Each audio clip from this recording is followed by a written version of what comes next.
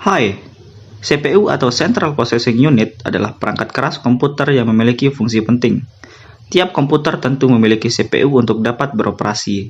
Terdapat beberapa komponen CPU yang memiliki fungsi penting masing-masing agar komputer bisa bekerja dengan maksimal. CPU bertugas memahami dan melaksanakan perintah dan data dari perangkat lunak. Singkatnya, CPU adalah suatu induk atau pusat pemrosesan data dari perangkat komputer. Tanpa CPU, komputer tidak akan dapat berjalan. Berikut ini adalah komponen-komponen CPU dan fungsinya. Komponen CPU pertama adalah casing CPU, yang merupakan bagian paling luar. Umumnya, casing CPU terbuat dari aluminium.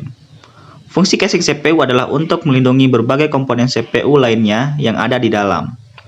Casing juga berfungsi sebagai tempat kita meletakkan dan memasang berbagai komponen, seperti motherboard, power supply, dan lain-lain. Peran casing penting agar komponen lain terjaga dan tidak rusak. Yang kedua adalah motherboard. Motherboard juga termasuk salah satu bagian dari CPU. Motherboard merupakan papan sirkuit tempat berbagai komponen elektronik atau komponen komputer lainnya saling terhubung, seperti prosesor, video card, sound card, dan lain-lain. Fungsi motherboard adalah untuk menghubungkan setiap komponen-komponen komputer tersebut agar bisa saling berkomunikasi satu sama lain. Motherboard menyatukan semua perangkat keras komputer menjadi satu kesatuan. Yang ketiga adalah prosesor. Prosesor merupakan perangkat keras komputer yang memiliki tugas untuk memahami dan melaksanakan perintah dan data dari perangkat lunak. Dalam sistem kerja komputer, prosesor melakukan manajemen arus data sehingga tidak terjadi stuck data dalam proses operasinya. Adapun fungsi prosesor adalah untuk melakukan pemrosesan data dan informasi pada komputer, mengintegrasikan seluruh komponen internal yang ada pada komputer, serta meningkatkan performa komputer. Yang keempat adalah RAM. RAM adalah singkatan dari Random Access Memory, yang merupakan salah satu komponen CPU. Kinerja RAM sangat berpengaruh pada performa komputer secara keseluruhan, terutama untuk keperluan multitasking atau melakukan beberapa aktivitas secara bersamaan.